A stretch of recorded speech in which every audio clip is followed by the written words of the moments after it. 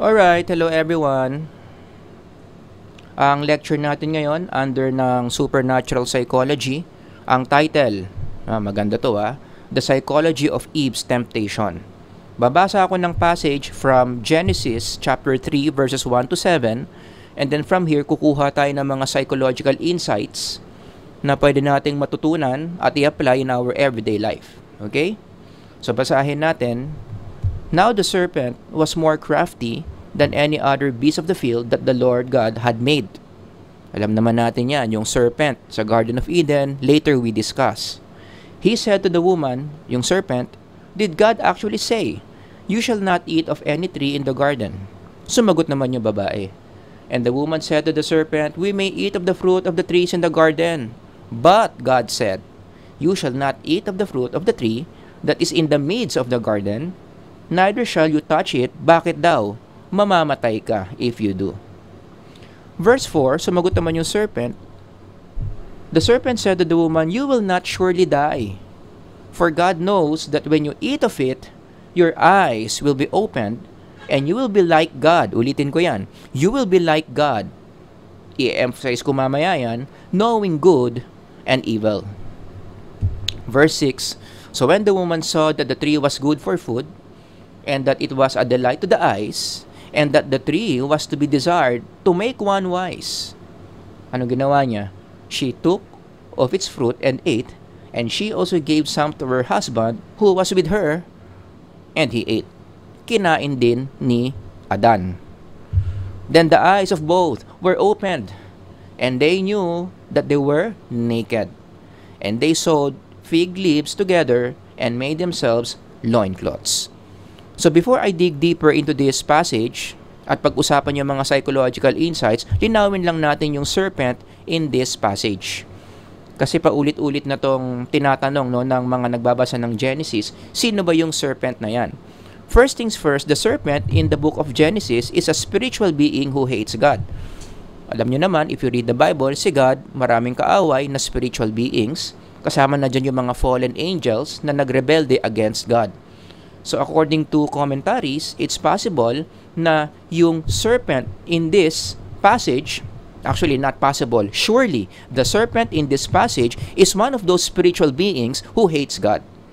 Pero may dalawang views dyan about the snake or about the serpent. Letter A, yung tinatawag na literal snake view.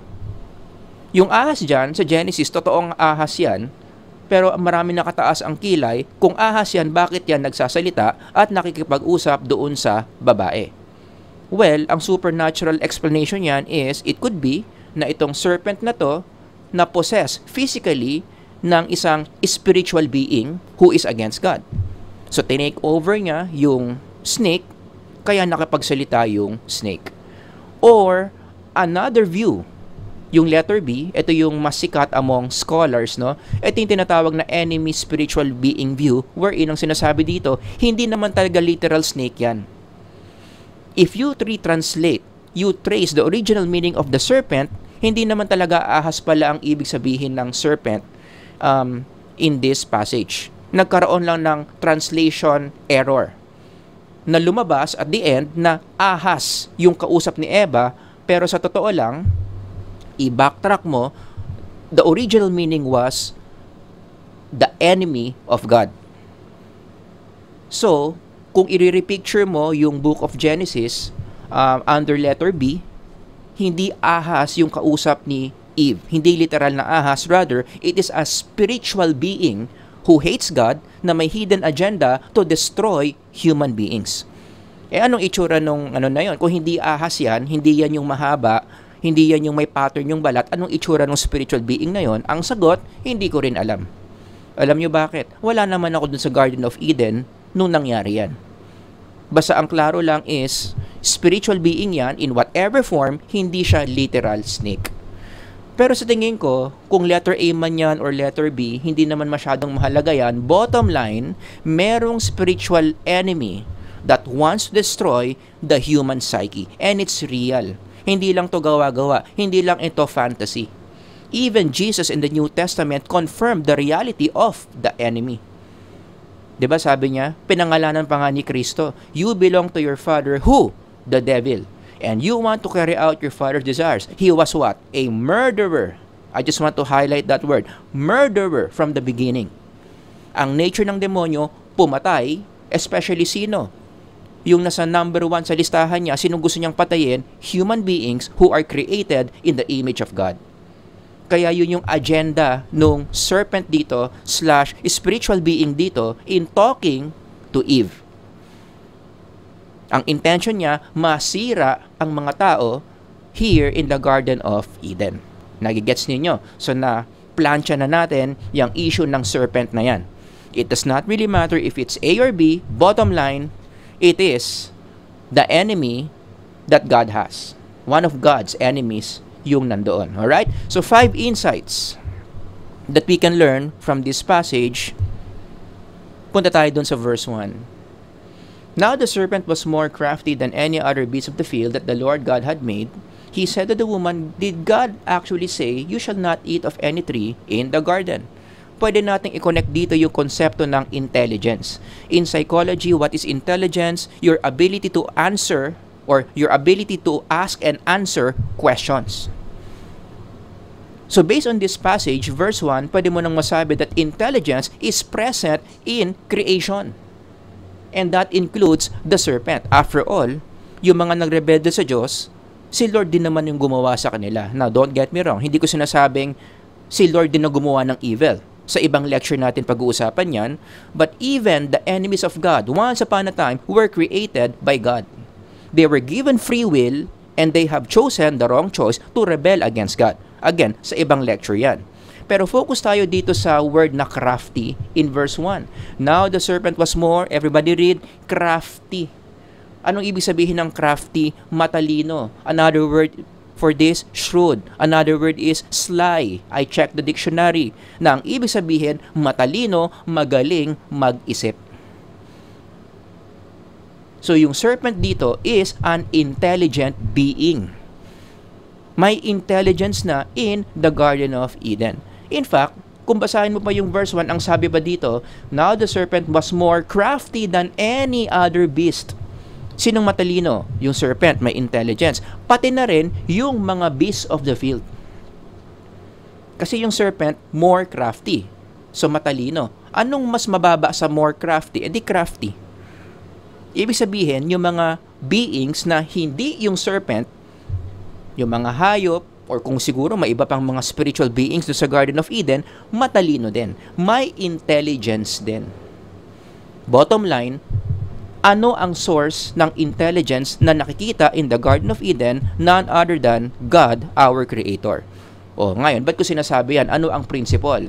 The expression of intelligence is a trace of God's presence. Ulitin ko, tandaan nyo, expression of intelligence.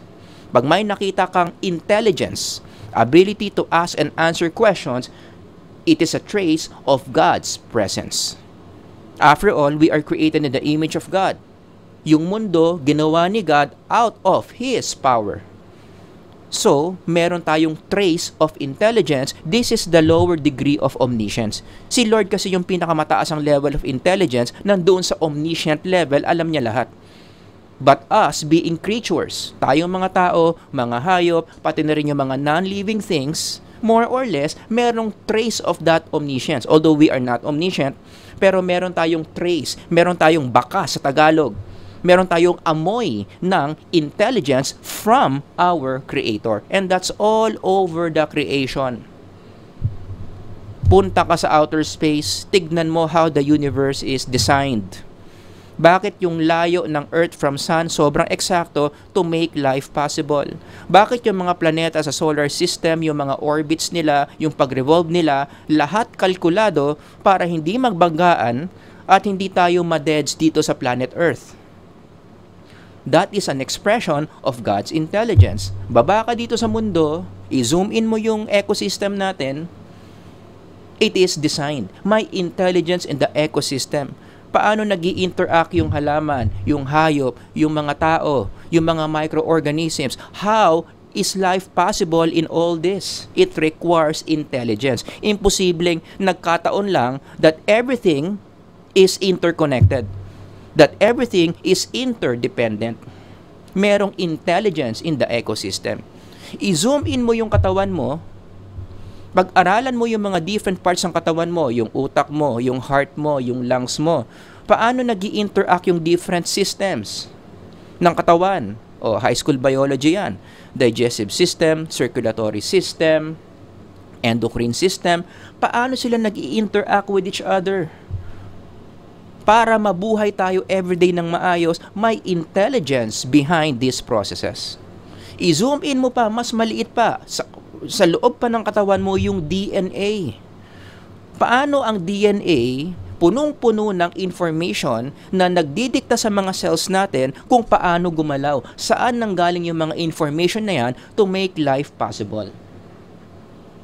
Nagigets ninyo? Kaya I hope, given all these examples, you realize that God's presence is everywhere. It's in the universe, it's here on earth, it's even within our very body. That's why for those of you who are searching for God, yung mga nagsasabi na, Lord, magpakita ka sa akin. Bakit ayaw mong magpakita sa akin? Magpakita ka ng ebidensya na totoo ka. Ano yung pinaka-basic mong gawin? I-appreciate mo lang, i-realize mo lang yung katawan mo. It starts with you. Katawan mo pa lang, there is a trace that there is a God who designed your body. O, pag hindi ka ba kumbinsido sa katawan, tingin ka doon sa mga sinabi ko kanina. Tignan mo yung ecosystem, tignan mo yung entire universe. Sana naman makumbinsi ka na meron talagang Diyos na gumawa ng lahat. Sabi nga ni Paul, di ba? Yan nga yung reason kung bakit ang tao dapat maniwala sa Diyos. For since the creation of the world, God's invisible qualities, His eternal power and divine nature have been clearly seen. Saan? Di dyan, nakalagay. Being understood from what has been made. Ibig sabihin yung mga pinakita ko kanina. Lahat yan. Yung DNA, yung katawan, yung ecosystem, yung outer space, lahat yan. Intelligence is so obvious, which is a trace of God, so that people are without excuse. Grabe, no? Anyway, tuloy natin. Another insight. So may intelligence na sa Garden of Eden. Diba? Number 2, hindi lang basta-basta presence ang intelligence. Another thing you have to know about this is intelligence can be spiritually weaponized. Ang Diyos, ginawa niya yung intelligence, binigay sa tao, nilagay sa mundo para mamuhay tayo ng maayos. But since may mga rebelde against God, they are weaponizing intelligence na supposedly maganda sana for us. Ginagamit nila yung intelligence para sirain ang mga tao. Remember, supernatural beings are smart. Meron din silang intelligence. Ang mga kaaway ni Lord, meron din silang intelligence. Therefore, nag-iisip sila ng paraan everyday paano gamitin yung intelligence na meron sila para masira ang mga tao. And how do they do that? They weaponize intelligence through casting doubt. No, don't get me wrong. Hindi ko naman sinasabing ang doubt laging masama because there is a healthy level of doubt. Right? There is a healthy level of doubt na kapag nagda-doubt ka, mapipilitan ka kasing mag-isip. And that's what God wants. Kaya ka nga binigyan ng intelligence para makapag-isip ka. But there is a certain degree of doubt na kapag hindi mo na control, hindi mo na deal with ng maayos, pwedeng ikasira ng spiritual health mo. Kaya nga yung analogy ko dito parang sugar ang doubt. Ang katawan natin kailangan ng sugar, so hindi naman masama yung sugar. Pero kapag sobrang taas ng sugar, hindi na na-manage ng maayos, diabetes ang aabutin mo. Sira ang katawan. The same thing in the spiritual level. Doubt is healthy, but uncontrollable doubt. Hindi mo na ma-deal with, hindi mo na ma-control. It can destroy you spiritually. And in this passage, verse 1, nasaan yung part where the supernatural being, nakaaway ni Lord, nag-cast siya ng doubt when he begins to ask, did God actually say? That's a very powerful question. Did God really say? Kapag ito, yung question na yan, hindi maayos yung pagkakaproseso ng isang tao, did God actually really say? At nag-doubt siya na ng doubt kay Lord. Hindi na nakontrol yung doubt niya. Sobrang taas na yung doubt niya, that can destroy a person in the spiritual level. And in our society today, ako naniniwala, tuloy-tuloy pa rin yung did God actually say na yan ng demonyo.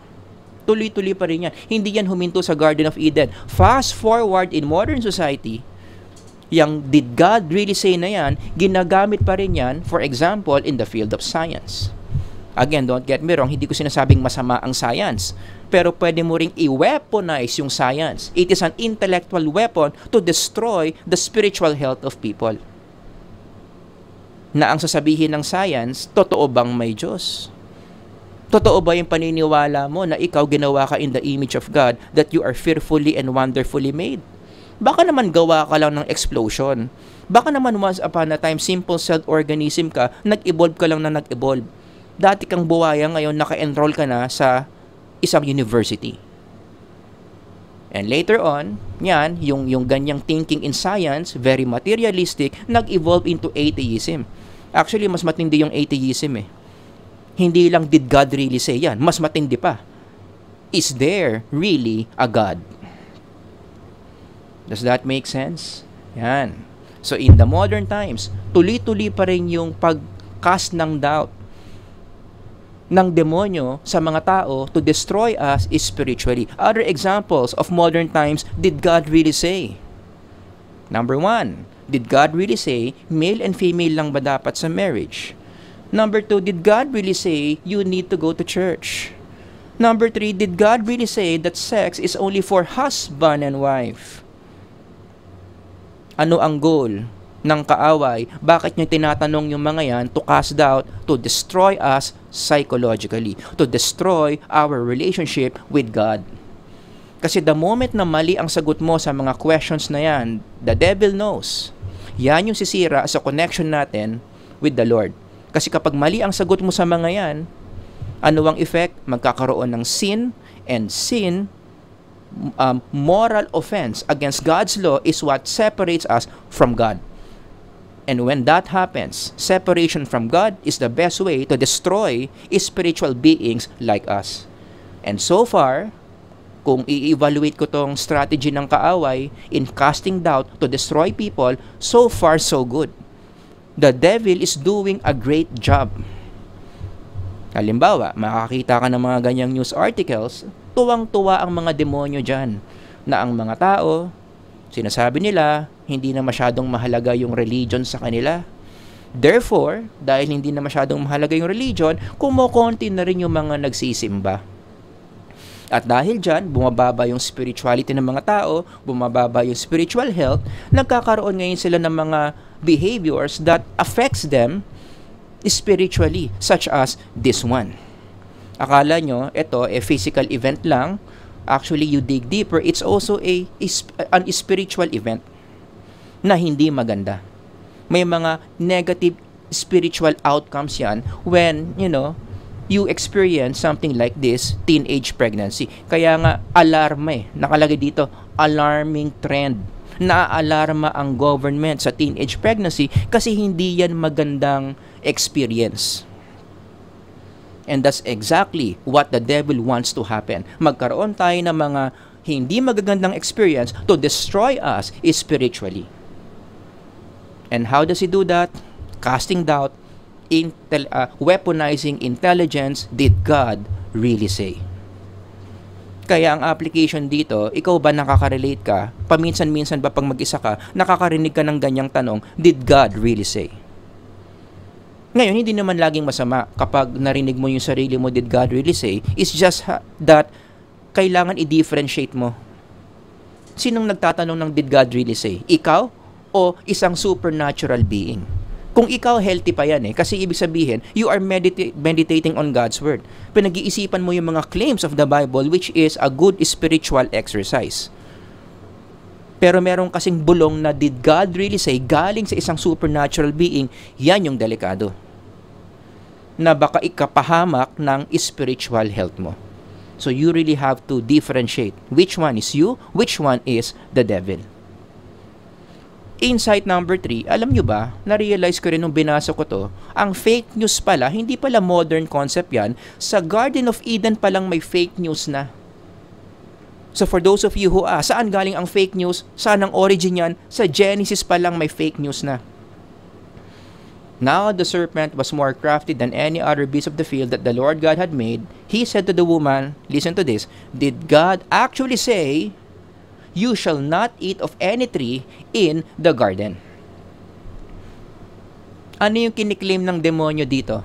Ang kiniklaim niya, God said this, you shall not eat of any tree in the garden. You saw that question here. Sinabi ba ng Diyos na ito, you shall not eat of any tree in the garden? But if you review kung ano ba talagang sinabi ng Diyos, mag-backtrack ka sa Genesis 2:16, that's not what God said. Ano talaga sinabi ni Lord? 2:16, and the Lord God commanded naman saying, you may surely eat of every tree of the garden. You see the discrepancy.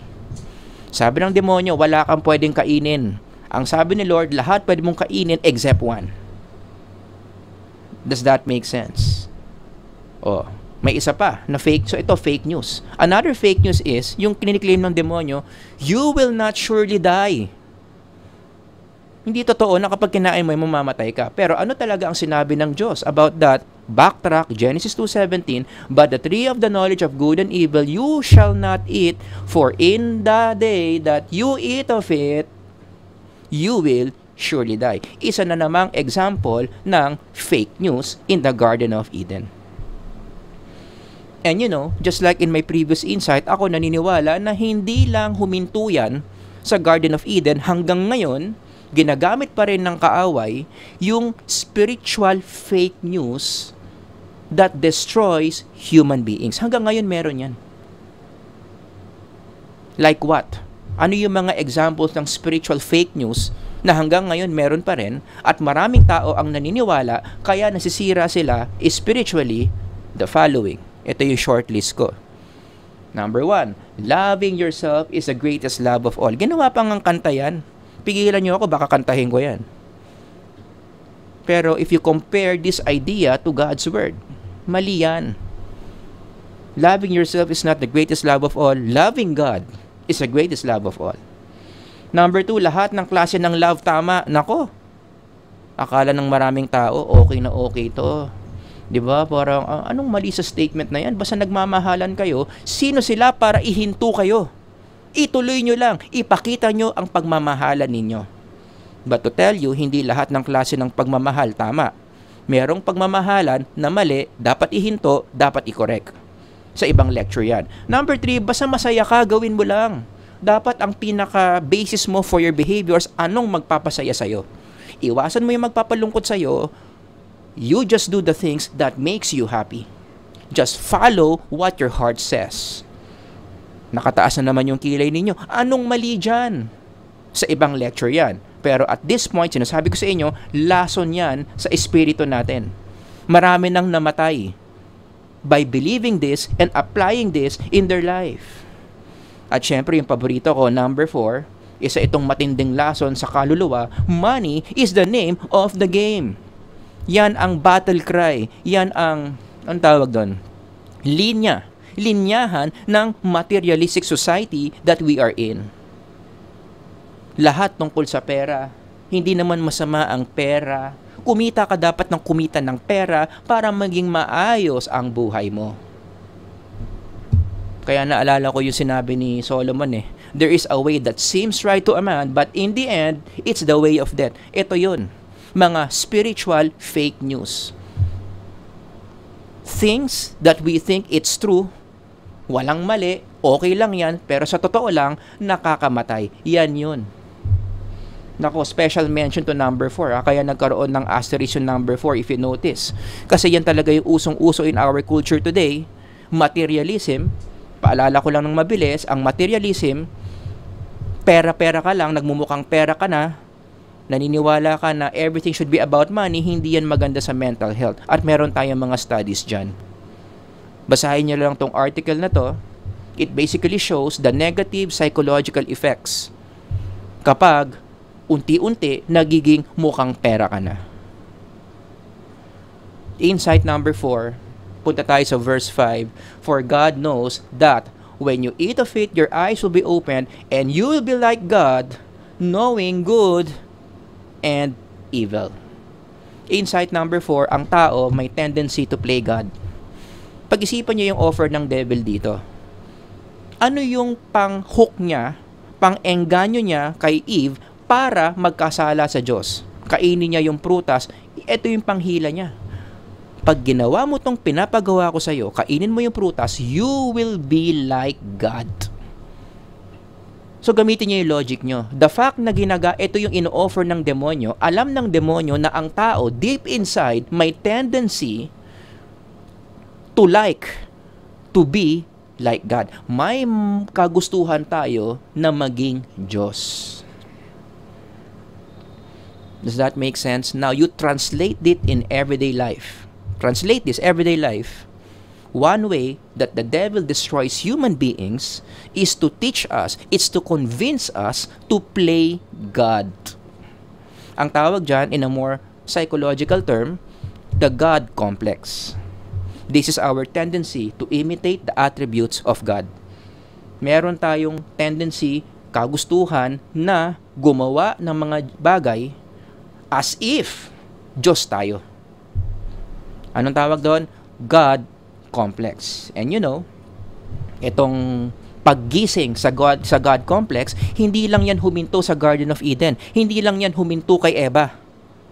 Fast forward hanggang ngayon, modern times, tuloy-tuloy pa rin yung ganyang pag-atake ng kaaway, convincing people that we can be like God. Unti-unti niya, not unti-unti, araw-araw niyang ginigising yung God complex ng mga tao. Because the devil knows that the more we act like God, the more we are destroyed.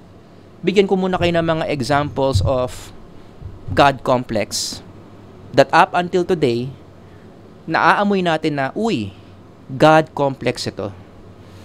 The devil is doing a great job convincing people to express our God complex. Number 1, make your own morality. Diba ang tao may ganyang tendency? May katuruan sa popular culture natin ngayon na follow your heart, ang sundin mo yung dinidikta ng puso mo. Kung para sa akin tama, para sa'yo mali, ako ang tama. Kasi yung puso ko mas mahalaga kumpara sa'yo. Let's just agree to disagree. I follow my own moral compass. So, di para ka na rin Diyos, ikaw yung gumagawa ng tama at mali. Yan kasi ang trabaho ni Lord, di ba? Siya yung nagde-determine ng what's right and what's wrong. Kaya nga nagkaroon ng 10 Commandments. So, nagmumukhang Diyos ka dyan. You determine what's right and what's wrong. Number 2, deciding sexuality. Di ba ang Diyos ang gumawa niyan? Yung konsepto ng male and female, God made that. Pero kung i-express mo yung God complex mo, ay ako magde-determine kung babae ba ako o lalaki, at kung ano man ang choice ko, i-respect nyo ako.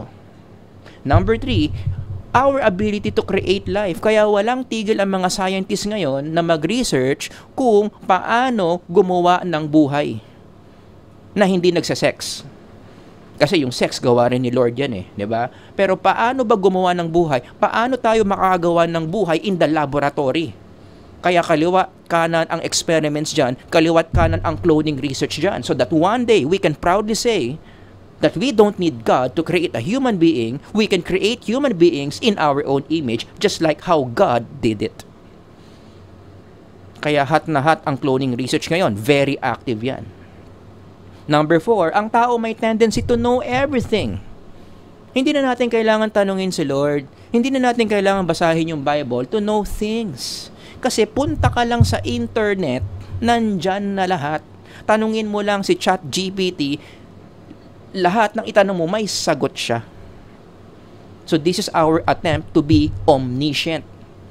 It's a theological term, knowing everything, knowing all. Di ba yun nga yung goal ng internet? We want to know all, so lahat ng knowledge, ilagay natin sa isang place, which is the internet, para dumating yung point. Huwag na nating pagkatiwalaan si Lord. Huwag na tayo mag-depend kay Lord for answers. Punta na lang tayo sa internet. Expression din yan ng God complex. Number 5, abortion out of preference. In a way, God complex yan because we decide who lives and who die.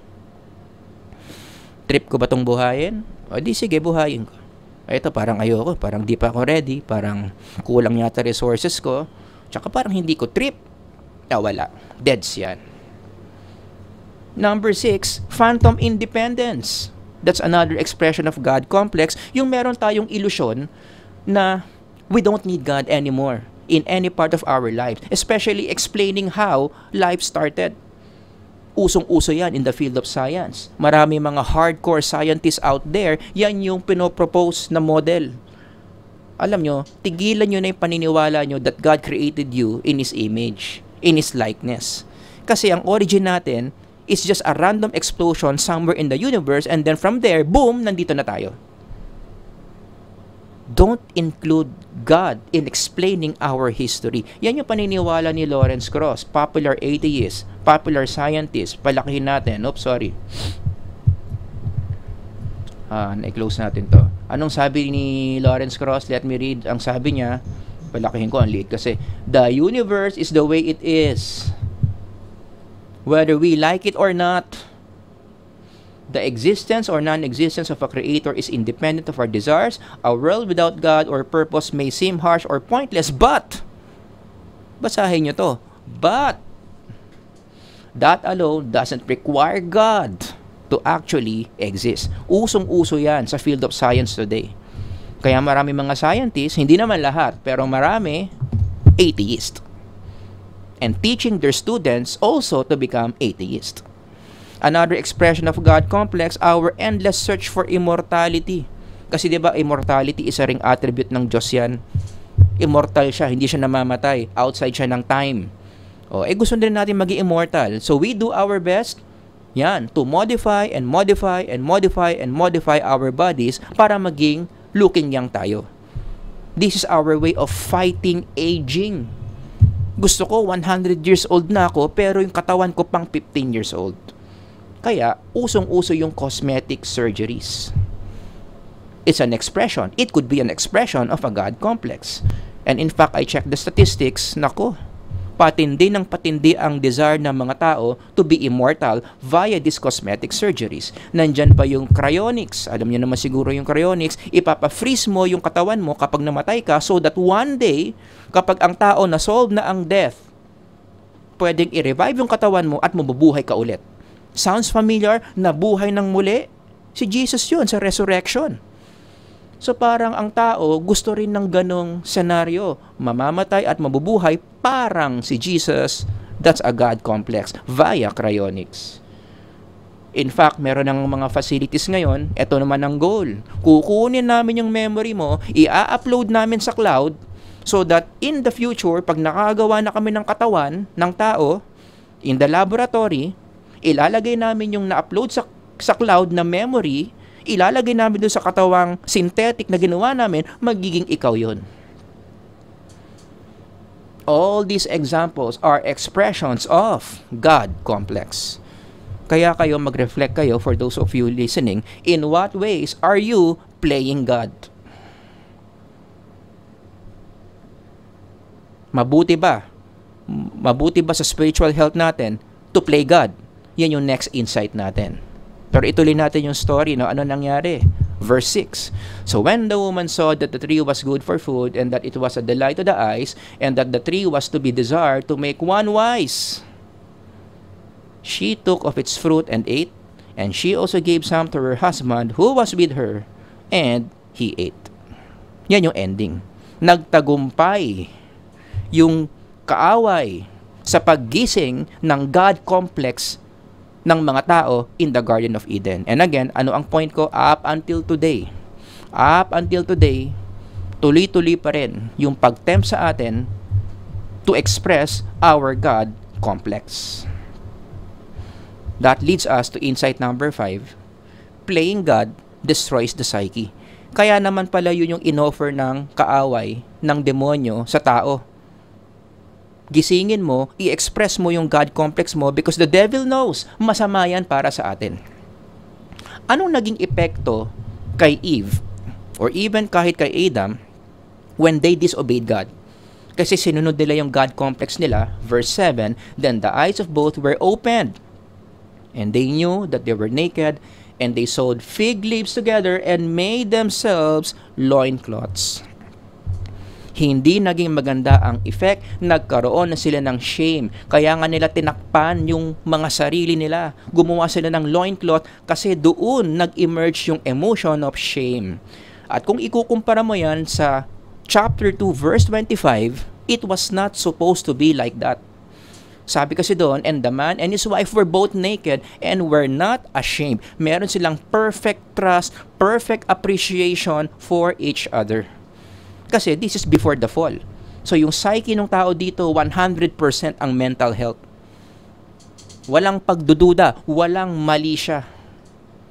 Pero nung nangyari na yung pag-disobey, nagkaroon na ng sin within the psychological system, nangyari na yung verse 7, they have covered themselves with loincloths. In the psychological language, ano nangyari dyan? Dito na nag-shoot up yung neuroticism. Alam na mga psych majors yan from the Big Five model. This is one of the psychological traits na kapag mataas, ang daming mga mental health issues na lumalabas. So I would say that in the Bible, this is the first time na ang neuroticism talagang tumaas ng big time among human beings. Nagkaroon na ng mali siya between Adam and Eve. Dati-rate, perfect trust, perfect acceptance of each other. Wala akong pagdududa sa'yo. Wala eh. Nagkaroon ng sin, tumaas yung neuroticism, nagkaroon ng mali siya. Kaya nila kinover yung isa't isa, subconsciously, they're thinking, baka may gawin tong masama sa akin. Kaya kailangan kong protektahan yung sarili ko. And again, it is not supposed to be like that. Kaya one lesson that we can learn from this part of the passage is, pwede tayong makabuo ng framework that playing God, it's not good for our mental health. Pampababa yan ng well-being. And you can test this. Yung mga nagre-research dyan, you have my permission. Pwede nyo gawing thesis topic to. I-measure nyo yung God complex, i-measure mo yung mental health. Ang hypothesis ko, the more you're playing God, the more you want to be wise, like God, the more pumapalya, bumabagsak ang mental health mo. Because, you know why? Tanong niyo ako bakit? Because humans are not designed to play God. We are not designed to be God. We are designed to worship God. Amen?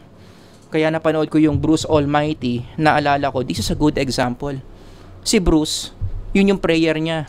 Ang prayer niya, Lord, gusto ko meron akong complete control ng buhay ko, pati na rin ng ibang tao, gawin mo akong Diyos. Umalis ka muna dyan, ako muna magiging Diyos. Okay? To make the long story short, God heard him, pinagbigyan yung prayer niya, so one day he woke up, siya na yung Diyos. Question, was he happy at the start? But towards the end, he realized hindi niya kaya. It's destroying him, it's destroying people around him in a lot of ways. Because again, yung disenyo sa atin as creatures, we are not designed to be equal with God. We are designed to worship God. We are designed to submit to God. Kaya yung isa ko pang research na gusto kong i-propose dito, if only meron lang akong time machine, babalik ako sa history, magandang research question to. Yung mga naging dictators kaya, kamusta ang mental health nila? Kasi pag dictator ka, that's the perfect political position na talagang you're playing God. Di ba kapag dictator ka, very close ka sa attributes of God. You know everything, you can do everything, isang sabi mo lang masusunod. Di ba? Kaya ako, ang magandang research question dito, bigyan mo ng mga mental health instruments yung mga yan. Lahat ng mga diktador in history, bigyan mo ng mental health survey. Tapos computein mo, ang hypothesis ko, sobrang baba ng mga mental health ng mga to. Although again, dahil imposible yung mangyari yan, yan lang naman yung hypothesis ko. Hindi okay ang mga mental well-being nito because again, we are not supposed to function like God, like what dictators do. Maliwanag. Kaya, as I close, let me just close with a spiritual check. Ikaw ba, are you playing God? Hindi kaya ito yung isa sa mga reasons kung bakit hindi okay yung mental health mo ngayon? Because you love playing like God. And how would you check? Ano yung mga qualities na pwede mong i-check para ma-confirm if you're playing God? I-check mo yung humility mo. In a scale of 1 to 10, how humble are you? Now it makes sense bakit ang kulit-kulit ng Bible about humility, right? For those of you who read the Bible, ang kulit-kulit ng Bible dyan, paulit-ulit, humility must be practiced. He gives grace to the humble. God gives grace, He gives us more grace. This is why it says, God opposes the proud and gives grace to the humble. Bakit niya nire-reinforce yung humility? Because by reinforcing humility, by being humble, nape-prevent natin yung God complex. Kasi nga hindi maganda yung God complex para sa atin. So one way to prevent, to guard our hearts from God complex, practice humility. Huwag kang mayabang. Huwag mong isipin na ikaw ang pinakamagaling. Even Jesus, marami siyang mga parables, it's about humility. 'Di ba? Pag na-invite ka sa party, huwag kang umupo doon sa silya ng pinakamahalagang tao. Iisang tabi mo yung sarili mo, umupo ka doon sa place na hindi mahalaga. Sinabi ni Jesus yun in one of his parables. Another check would be this one. How's your prayer doing? Ikaw ba? Are you even praying? Dapat ang theme ng prayer mo is, your will be done, not mine. Kasi pag may God complex ka, masusuka ka sa statement na your will be done. Kasi kung may God complex ka, ang gusto mo, yung will mo. My will be done, not God's. After all, I'm God. Yun. Kaya i-check mo rin yung prayer mo. Ikaw ba ganyan? Actually, ito hindi to scale of 1 to 10. Yes or no? Whenever you pray, do you always end with, Lord, your will be done, not mine. After all, I'm not God. You are God. Ikaw ang masusunod. Does that make sense? Pag hindi ganyan ang prayer mo is, Lord, tumabi ka dyan. Ako nang bahala sa sarili ko. Most likely, may God complex ka, is just a matter of time bago pumalya yung well-being mo. Alright? So, yan lang yung maikli nating lecture/reflection on Genesis 3, 1-7. Psychology of Eve's temptation, ang pinaka-focus natin dito, the God complex. Alright, so kung may mga questions kayo, comments, ilagay nyo lang dyan sa baba. Sir Howard here. Hanggang sa susunod na lecture. God bless everyone. Bye-bye.